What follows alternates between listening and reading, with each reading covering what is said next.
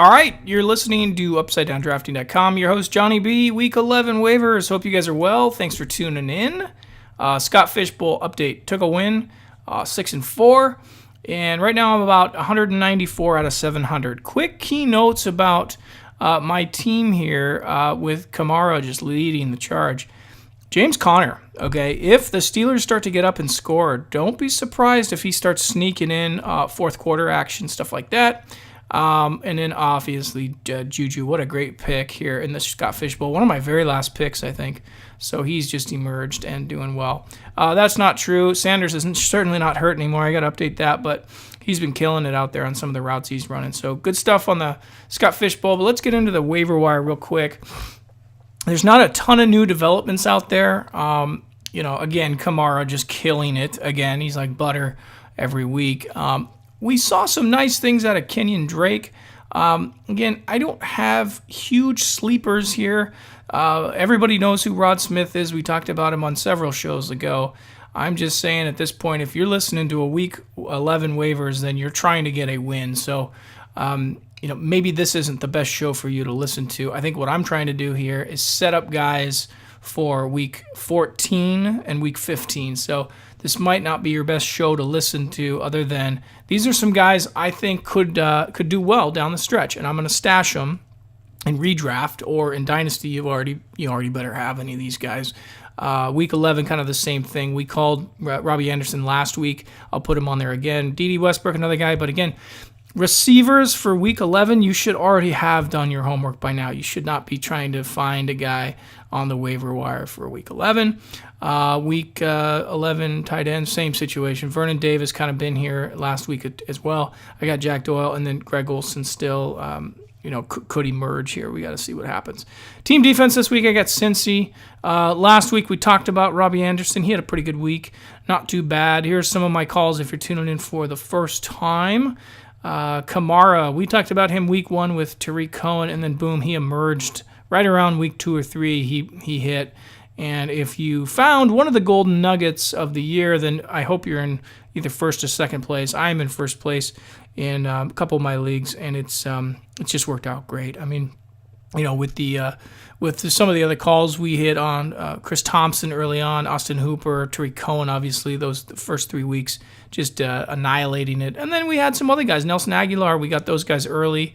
Alex Collins still maintaining. Coach likes him. We'll see how that one works. And then you got Josh Gordon. I mean, it's he's running a 4.3 in practice, I hear. So comes back in a couple weeks. That ship sailed. We were talking about him early on, and a lot of people didn't believe any of the experts or any of the pundits out there. So I'm not really going to comment on if you got Josh Gordon or not, because it still remains to be seen what he can do on the field. But if you've listened to me so far, thanks for joining the show. This might be wrapping it up for me. I might do one more show. I'll have to see how everything goes. But we're in this in-season management almost coming to the end now. If this was your draft and you didn't get some of the guys I mentioned above, you're scrambling for a playoff spot. Do some trades if your trade deadline's coming up. Shoot me an email, upsidedowndrafting@gmail.com. I can analyze your trade. But, if you're playing for next year in a dynasty league, just start loading up on picks. Try to get some assets here or there. But if it's not your year for Dino, then, move on. Go do something else. Play badminton, soccer, billiards, darts.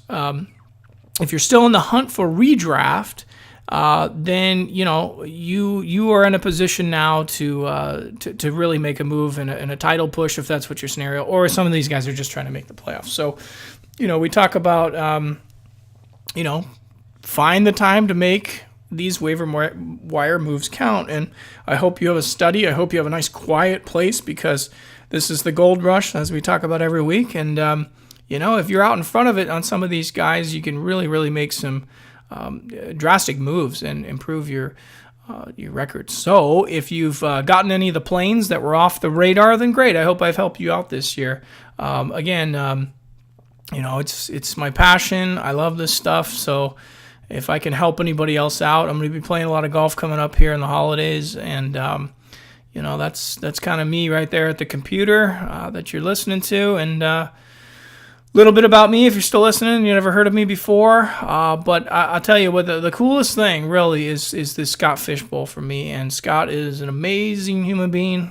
Thank you, Scott, if you're out there listening too. But this fishbowl has been something else, man. And I think for me, my family, and everybody that's watched me play fantasy football for over 20 years is pretty cool, man. And to be kind of in that top 200, that feels good. And if you can make some hits and make some moves, which I thought I drafted okay here.